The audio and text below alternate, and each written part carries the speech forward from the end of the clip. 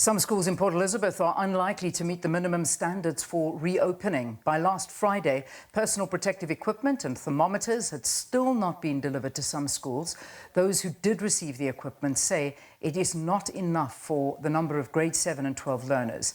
Teacher shortages still pose a challenge for the Eastern Cape. Around 2,000 teachers are above the age of 60, while 1/5 are over 55 and may not be returning to work. Let's cross over to our reporter now, Lerato Fekisi. She's in Port Elizabeth with some more of these details. Lerato, talk to us. Looks like you're standing in an empty classroom. Obviously, it looks like the grade 7s and 12s have heeded the call not to come back to school in Port Elizabeth. Definitely, and they've definitely heeded the call, especially because this specific primary school, Bethville Primary School in Bethelsdorp, is one of the schools that is definitely not ready to open today for a number of reasons, Leanne. The PPEs at this school only arrived yesterday. The masks were not enough, and the school also didn't have enough masks and also gloves for the pupils as well. On second to that, and another issue at the school is the issue of staff shortages. The majority of teachers, especially those in grade 7, I think about 8 of those teachers have underlying health issues. And you remember the Department of Education said that if teachers are over the age of 60, have got underlying health issues and can prove the doctor's note, they could actually work from home. So another fear for the schools that if schools should return, their pupils will come back with no staff to teach in the classrooms. Also, Leanne, Bethville Primary School is in Bethelsdorp, which is the heart and where actually gangsterism is also very ripe.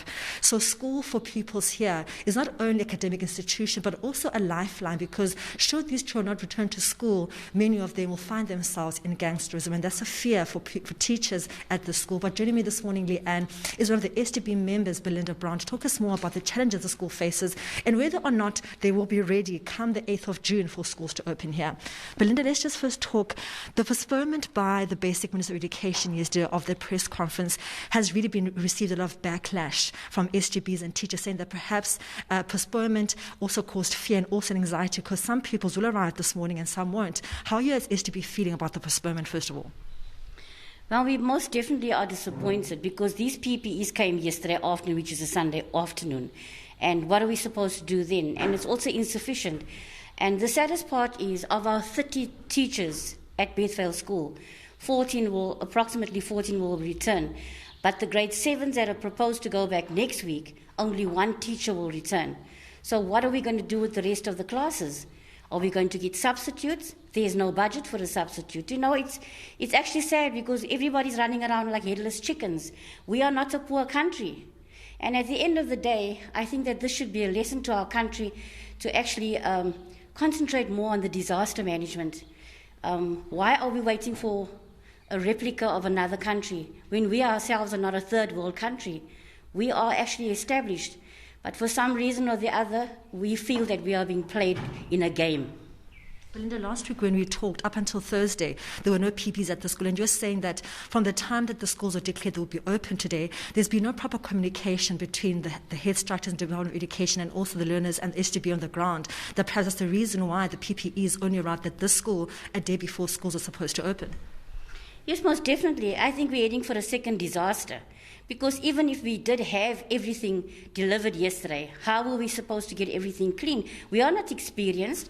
We are told to wait for the Department of Health. We are told to wait for the Department of Public Works. And all we are doing is following protocol. And again, yesterday, a meeting that's supposed to have been held, it was really, really an important meeting, is now postponed again for today. So what we are waiting for all the time is not something that's going to be something for us to look forward to. It just seems to be a disappointment after the next.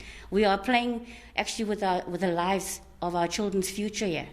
Belinda, now the schools will open next week, the 8th of June, and you're saying to me earlier on, even that's not enough time because there's training, there's tutoring, there's the school. This specific school hasn't even been disaffected as yet. This desk haven't been arranged. Is a week enough for the school, especially with teacher shortages, to make sure that the school is ready to welcome the grade 7s next week? Most definitely not, Lerato. Even cleaning a school needs special training and special people. We cannot expect our teachers to do this. There has to be people dutied. And of course, the big problem that we seem to have is budget, because it's something that we have to include in everything. So most definitely 1 week is not enough for us. Well, that is Belinda Brown, SGB at Bethel Primary School, saying that even come next week, this school will not be ready to open. Some schools in PE and have already opened, but it seems that the majority of the schools, especially here in the northern areas, are specifically not able and will not open next week because they say they will not be ready even then. For now, let's go back to you in studio. All right, Lerato, thanks very much for the update coming, I beg your pardon, from the Eastern Cape. That's one of the schools that say they are not going to be ready even next week.